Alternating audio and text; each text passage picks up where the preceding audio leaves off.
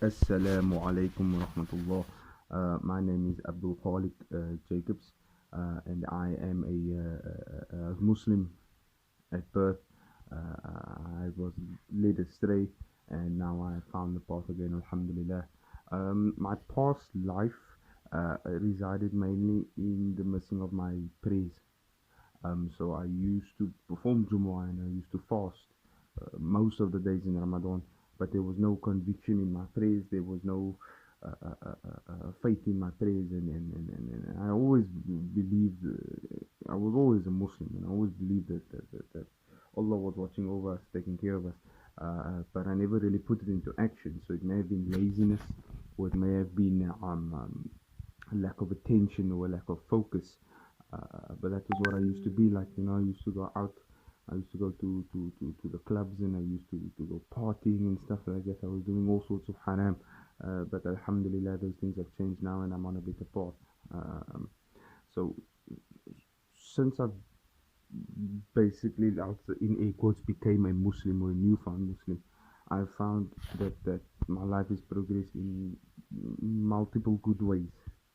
So it would be like I've started making my 5 times a day salah. I hate missing a prayer. I don't miss my prayers, but I hate being late for them. I understand that there is more reward in performing a prayer than time, and that delaying a prayer for more convenient time for you is a major sin. And as I progress, I've realized that things have started falling into place. Alhamdulillah, made dua and I've made supplication and I've asked Allah for a lot of things, and a lot of those things have come through. It's contentment of the heart. Things are starting to fall into place. I'm not upset about things anymore. My life is going well, alhamdulillah, and my things are just going very good for me. In this space that I am, and I've got full conviction that Allah's plan is the best plan, right? And I mean, it's been a wild ride, but alhamdulillah, I've been on this path now for about a year now, uh, straight on the straight and righteous path. Alhamdulillah, for about a year now, and I never wish to go back. You know, my life has progressed in wonderful ways, and it's just the bounty of Allah, and it's things that you can't even explain.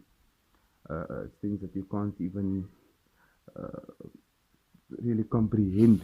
Things are going well, so well in this way, and this thing happened and that thing happened, and you can't explain it, and it's by the might of Allah. I Having reached a higher level of iman, I remain steadfast by just having conviction that Allah's plan is the best plan, and that making our salahs, it's non-negotiable. We can't negotiate about that. We have to do it. And what I've started feeling is that I've started falling in love with my salah, and started falling in love with reciting Quran and reading the message of Allah. And the Quran has showed me, and Allah's revelation and Allah's words have taught me so much, and it's sunk into my heart, and it's gotten very deep. Right? So I've taken in those words, I've internalized all those things, and what I've read and what I've learned, and I've put it into the best practice possible by following as many of the Sunnah of the Nabi Muhammad sallallahu alaihi wasallam. And um, it's just remaining steadfast. It's making things easy for yourself, because you know a lot of people, they don't perform their prayers, not because they can't, but because they get lazy. And what is sometimes the biggest setback, not setback, obstacle for people not performing their prayers is wudu. They don't want to get under cold water. They don't want to take their shoes and socks off.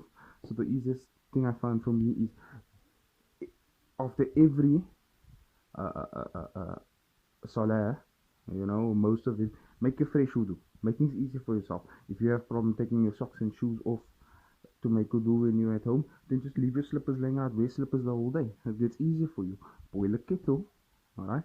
You can have warm water when you make wudu. You see what I mean? Make things easier for yourself. Have your musla laid out. Have your Quran at hand at all times. Have your tasbih laid out in front of you. Make things comfortable for yourself. You know, at first you think of it as a chore, but it's not a chore. It's a duty. You fall in love with it. You want to do it, right? So it makes things easier for yourself. Um, Remaining steadfast. It's an unbelievable. It's an unbelievable journey that you have to undertake, and it's it's it's something different, man. Because if you're coming from a background where you were off of the path, or you were straying off of the path, It's not really easy to do. You have to take things day by day, and alhamdulillah, it's been a lovely journey, and Allah has given me hidayat, and I was helped very closely by my friends and my family, and now I'm trying to lead my siblings, onto the righteous path as well, alhamdulillah. Um, any positive messages to those who are struggling to practice their deen? It's easy. Seriously, Allah subhanahu wa ta'ala makes it easy for us. Alright? So it's not very difficult to perform your salah. Make supplication.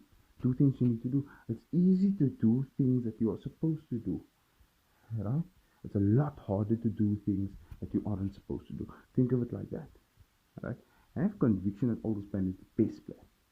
Have conviction that if you do things right for in this dunya, that the akhirah will be for you. Right? Because the dunya is for them and the akhirah is for us. Allah subhanahu wa ta'ala will ask us, especially when it comes to our salah, because that is the biggest thing. Especially when it comes to our salah, Allah subhanahu wa ta'ala will ask us, if we went to Jahannam, what has led you here? And we will say, we were amongst the people who did not pray. Alright, so we can't hide that from Allah. We can't lie to Allah when it comes to that. And we need to have conviction that Allah's plan is the best plan. And sometimes you love a thing, I think it's bad for you, and sometimes you hate a thing and it is good for you. But Allah subhanahu wa ta'ala will know best, and you'll just see these things starting to come around. Make things easier for yourself as best as possible, as much as possible. Alright? Focus on the end goal, which is the akhirah. We're not here for the dunya. We're not here to enjoy the lavishness of the dunya. We are here for the year after. Allah will maybe sacrifice a few things for you on this dunya that you really want, only to give you much better in the akhirah. One of my favorite surahs is Surah Ad-Duha, right? Because Allah explains it neatly and quite eloquently in that surah, that this dunya is not really going to give you the best. The akhirah is the year after is going to be the best option for you. Allah loves us and we have to love Allah subhanahu wa ta'ala. Yes, my name is Abdul Khaaliq and I have fallen in love with Islam all over again, and I hope that what I've said can influence a lot of other people as well, with the help of Allah subhanahu wa ta'ala. Assalamu alaikum wa rahmatullahi wa barakatuh.